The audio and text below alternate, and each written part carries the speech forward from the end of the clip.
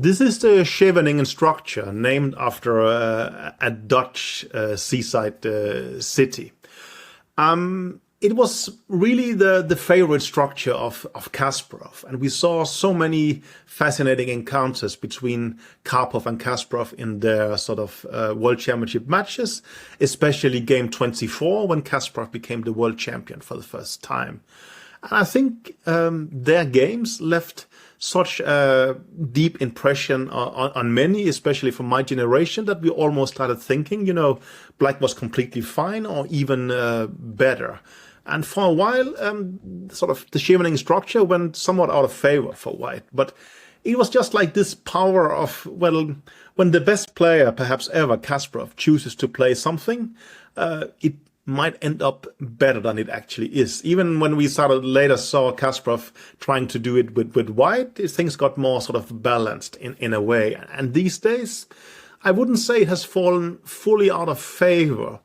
But black players have started to realize the dangers, and white has found a lot of interesting attacking possibilities. So it's less of a popular structure these days, but of course, both in its sort of original form or with colors reversed, it's a very relevant structure to understand. The attraction is pretty easy to get, right? I mean, it's a bit like the headshots, that this is a very flexible structure and it covers a lot of squares. And, well, it means white doesn't have easy access to attacking squares. And then in the Sicilian, we create counterplay in the C file. Also, we are very much ready to push on the queen side and generate counterplay there. So the abstractions from the black perspective is easy to understand. It's mixing solidity with long-term counterplay. If we look at it from white's perspective, well, it's also very flexible in a way. I mean, well, it's being a Sicilian, you will imagine knights on f3 and d4, but it's possible to do long castle and then attack with everything you have in a direct manner, let's say f4, g4, etc., sometimes with a bishop on g5. Or you could do it in a more modern way, playing f3 and g4 and play the so-called English attack. It's by no way given your king would go to c1. I mean, Karpov would put it on g1, and that is... It's very sensible to have it there. You're playing in a positional style, and white can be doing pretty well there as well. So, I mean, this is an incredibly rich structure for both sides, and it's one of these structures that here it's difficult to say something very generalistic, because it really gonna depends on where the pieces are placed for both sides. Maybe for black, it's a little bit easier to argue that the knight is gonna be on f6, the bishop on e7, this knight on d7 or c6, while where white is putting his pieces, especially his king, is gonna define things much more. So again, a very fascinating structure, because it leads typically to complications rather than simplifications, but well, a very difficult but fascinating one as well. And I think everybody from my generation, I mean, we have tried to play it because, well, who wouldn't want to try to play like Kasparov, right? Our first game in the Scheveningen structure is Flores Rios, our author, against Vasquez. And it starts off with this very aggressive concept by white, playing bishop e3 and f3. I mean, this is called the English attack, and it got sort of popular just when I started playing chess like 35 years ago with a lot of the English grandmasters. I mean, John Nunn, Nigel Short, Chandler, etc., playing a bit white. And, well, the idea is that rather than attacking with f4, you want to play g4 and expand on the king side. And generally, it's seen as more or less the standard way of doing things nowadays. But at that, in the beginning, it was seen as somewhat surprising. Well, black seeks counterplay with b5 and white goes g4. Now, the next black move is the move h6, and it's quite reasonable. While in general, you would argue, black should play on the queen side, white has the initiative on the king side. It is reasonable to try and slow down this g5 advance. And while, of course, white can play h4 and play g5 later, it means that we can take, and there's going to be some counterplay in the h file. So it takes longer for white to try and break through with g5 like this. Of course, the problem is that when the pawn gets to g5, the knight goes away. Maybe we can play g6 and it's going to undermine f7, and then e6 can become very weak. But the black idea is, well, we try to postpone things on the king side, and we're going to crash through on the queen side first. Well, our author plays queen d2, knight to b to d7, and then move long castling. The game now happens b4, knight to a4, and then, well, this very logical counterplay d5 in the center. But as we'll see in the game, that doesn't work well. For quite a while, the line was under somewhat of a cloud, but then Tobolov came up with this very interesting concept. He played knight e5, generally just giving away the pawn on b4, but claiming that after bishop d7, somehow he has a tactical counterplay. I mean, the knight on a4 is a little bit loose, right? So you can argue this pawn structure is a little bit weakened, and you have the b file and the c file for counterplay. It still surprises me that this is good enough for black, but I guess the problem is that, well, this knight on a4 is problematic, and if you play knight c3, the queen starts feeling stranded there. I think at some point players started realizing maybe bishop f4 was the correct move, and then black would go g5 and the bishop went to d2, and I think there's more than 100 games of this in my database. But this is really a theoretical discussion. It's not about general things of the Scheveningen. d5 looks very logical, or at least it looked logical to me also at the time of this game being played.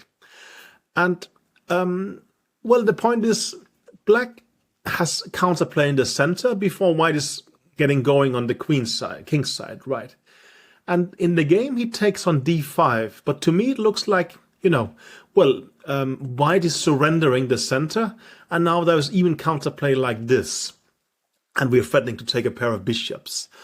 It's a very superficial understanding of the position, but that's how I understood it as well.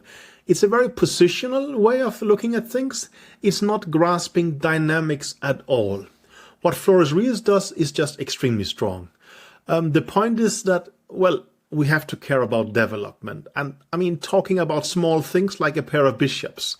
I mean, sure, pair of bishops, but look at it, right? I mean, white has 3 active pieces. There is, you know, sacrifices threatening immediately. I mean, I'm dreaming of developing my pieces, castling, getting everything out and having a pair of bishops, but I'm going to be smashed in a few moves. And this is sort of what's wrong with the story I was telling. I mean, you know, black counterplay in the center. Sure, it sounds nice when you say that I'm countering my opponent's attack on the flank with a thrust in the center. That's what we are told to do. But just by taking and going bishop c4, white really accelerates the attack. Vasquez tries to hang in there with bishop to b7, but Flores-Ries brings the last piece to the attack. It's a very scary situation. Relatively best is something like knight 7 to f6, really trying to bolster the d5 square, right, as much as possible. But after something like g5, well, white has an interesting attack and is better, but black can maybe hang in there with something like bishop e7. I think, well, bishop e7, and I think that the line is something like this, castling queen e2, and, well, white is much better. He's going to get the piece back, but black is perhaps not lost. That's the case in the game. The game was queen to a5. And the author says that, well, this was only a 20-minute game, so he couldn't calculate everything, but he still went for this very beautiful combination. And I can really understand that, well, if it was me who played a game like this, I would also try to sneak it into any kind of conversation. And I think it's both illustrative for our line, but it's also very beautiful. He takes on e6 here and takes back, then this move bishop to b6. So just giving away material, but as quickly as possible, clearing line to really attack the king as hard as possible. If you take on b6 with the knight, its rook takes e6, and there is no decent way. Let's take king to d7, we can take on b6, the king takes here, and while, well, black is temporarily a rook up, this king is just horribly stuck. The bishop is attacking like this, and it's going to be, if you manage to sort of miraculously not get mated in a few moves, you're going to lose your material back as a minimum. Well, you could go bishop e7 here, but after knight takes b6, well, if you take here, we're gonna give a check, right? And then it's just made like this. And if you start castling, well, your king is not fully out of trouble, but let's say rook takes e7 is possible.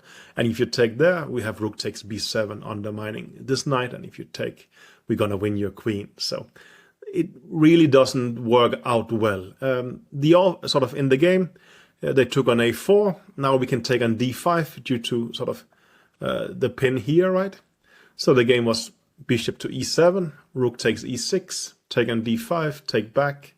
Knight takes b6 and rook takes b6. And perhaps this position is a little bit interesting because it is a full piece for black and it's not obvious, well, what is white's next threat. But the king is stuck here and it can't castle. I mean, put a pawn on f7, it's a completely different story. And it looks like rook d8 is a good defensive move even. But after queen h5 check, you lose the right to castle. And after queen f5 check next, you start realizing that actually this king is too weak. You can't obviously play bishop f6 as rook takes d8 is possible with the bishop being pinned. So, well, if you go to e8, we're just going to give a check here. And now we can take and go rook b7. That's basically made on f7 on g7 next. If you go bishop e7, rook b8 is mating. And if you go to g8 here, well, that was the game. He took here. Queen to d5 check, threatening both the king and also the bishop. So he has to go to h7. And now he says that, well, his next move is a great one. It's queen to d3 check. It threatens the king. If you go backwards, d8 is hanging.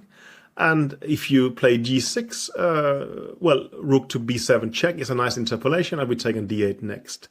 He does point out that, sure, rook takes a6 is actually made in two moves. It's a nice one here. If you take with the pawn, it's made like that. And if you take with the king, even a bit simpler.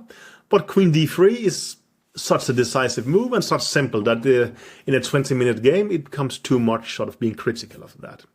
Okay, perhaps I rushed a little bit through sort of the complications, but I also think that they were not really sort of the important things, or rather, they were not complications. It was just a crushing victory. The actual key message is that, well, this idea of counter blow in the center against a flank attack, it's generally true, but taking here in bishop c4 is a very powerful example of it not being the case. And no, as I said, I strongly recollect from my youth somehow believing black has to be at least fine, if not better here, right? I mean, I have a beautiful knight. Your structure here looks weak, but it's such wrong sort of understanding of chess. What really matters here, what you have to see is you have to see development, you have to see speed, you have to see white pieces attacking all over the board. The last one coming here, and it's going to be splat against the black king. So your move d5 here, it's not undermining the center. It's undermining your king's position. It's helping your opponent develop with tempo. And while you are trying to win a pair of bishops, he's trying to crush your defenses and give mate. So I think a very great game from the author, but also one that comes with a huge warning sign of, I mean, playing this Scheveningen structure just based on positional measures. Yes, Scheveningen has long-term potential, but try not to be mated immediately. That can really improve your chances. And yeah, it's something I just tremendously misunderstood in my youth. And well, I had to pay the price, not in this game, but in other ones. But I think a very beautiful and instructive game by the author here. This is Leko against Anand from Lyon in 2001, or rather, it's Leko plus a computer against Anand plus a computer, because at that point they were experimenting with this concept of calling it advanced chess, where a human would be allowed to check a computer during the game to sort of see how, which kind of heights could we get if we combined computers with human knowledge.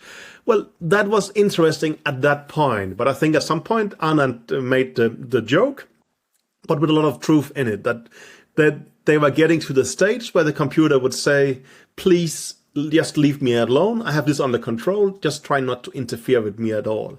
And that's, of course, is the current status as well. Computers have become so strong that there's very little humans can add, except for that we can try and interpret what they are saying and learn from that.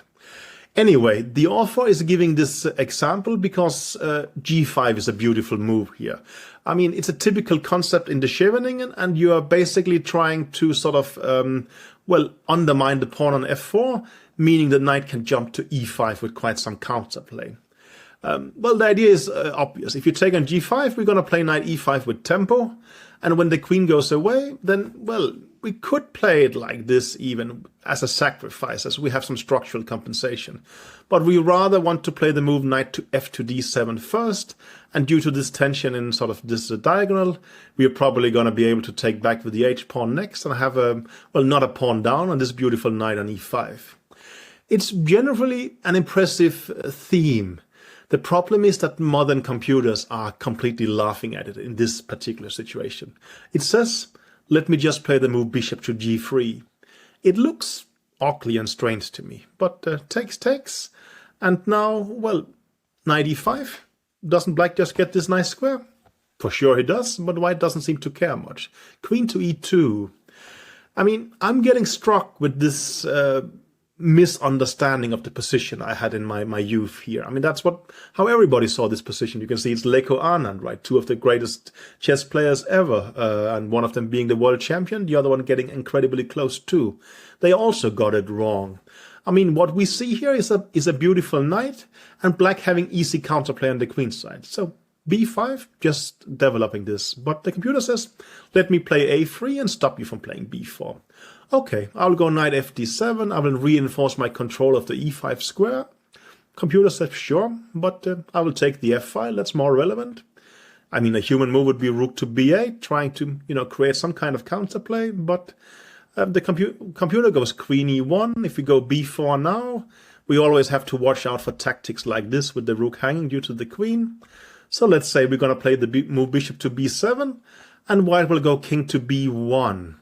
I guess the way we would understand this in 2001 would be that, I mean, all the black pieces are in beautiful, useful squares, right? I mean, I think you can literally say all the pieces are on a good square. The problem, however, is the computer nowadays says white is clearly better here. And, who am I to disagree with a modern computer? I mean, they are rated, 3,500. They are way beyond human understanding of chess. I guess the problematics for black is, let's say, something about king safety, right? The king on b1 is pretty cozy. The bishop might even go to c1 to help protect the b2 pawn. It will open activity in the f file. The problem for black is that his position is basically peaking. But, due to the problem of the king, right, castling queenside is illegal. And castling kingside, we can't do that with a weak pawn on h6 and an open g file, right? So essentially, our rooks are never really going to connect. And our king is going to be stuck in the center. And while all our minor pieces, I agree, are positioned beautifully, it's very unclear what to do next. Ideally, you would like to push a5 and b4. But that is it's very hard to realize. Even if you start doing a move like bishop c6, I would guess white can just do knight to d4. It's centralizing the knight and keeping the pressure on the b5 pawn. There's not much you can do with black here, and I start to grasp what the computer is saying. But, in 2001, even the best players in the world was perhaps not fully ready to grasp that. And, now it's just a click of a button, right? I mean, chess sort of evolves, but this example was supposed to show you the power of having this knight on e5, and it does, but only from some point. Actually, if played well, white would be much better, as we saw here. So the game was quite different. g5 happened, and Leko didn't go to g3. He went to f2 instead. So the game continued like this: b5. And now it would really be crucial to play the move a3 to stop b4. But, Leko played king b1, b4 happened, knight to e2. Now Vichy actually plays quite a mistake. Modern computer says you should really play the move a5. It's very easy for me to understand why Vichy didn't do it. He was afraid of knight to d4, going to the b5 square. And apparently, well, they were allowed to use computers in 2001 for this game. So the computers seem to think the same. Nowadays, the computer says you can just go bishop a6.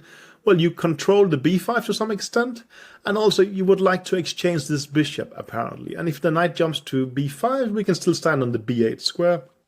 d6 is protected, we're attacking b5, no worries at all. So that would have been better. Vichy played the move bishop to b7. And now the game went rook h1, knight to e5, h3 controlling the g4 square, but that's really bad. The computer still insists that, well, sure, this knight is knight, but let jump to d4, and if you go knight fd7, I'm just going to go knight f3, and I will start trying to attack this knight on e5, and he still thinks the white is clearly better in this position. So, I mean, it's really interesting for me that the best players in the world, the computers at that time, even the author 10 years later, seems to think everything surrounds around the e5 square in this position, while it seems modern computers thinks it really doesn't. And it's possible to, I mean, when you know it doesn't, it becomes easier to understand. But I understand. I mean, this square is has magnetism, right? So it's understandable that they felt like this. So the game went h3, h5, knight b to d4, rook c8, rook c1, rook g8. The author stops here and says that, well, okay, black has just achieved everything he could dream of with g5, and he's quite better here. Well, to be honest, the computer thinks it's equal. But to be fair, white has to play in a very specific manner to sort of keep it equal. And in general, we have reached a stage where black is strategically better.